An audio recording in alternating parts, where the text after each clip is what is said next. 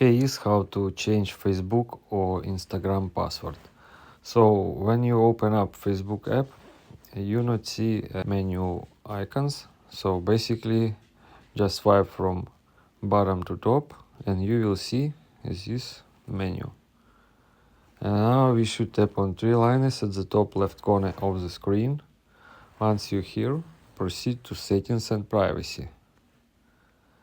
Next step, select settings and then hit to see more in account center over here. Once you're here, tap on password and security,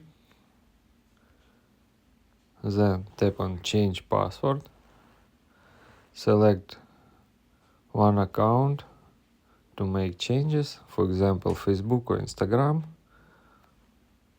then enter your current password and enter new password or type new password.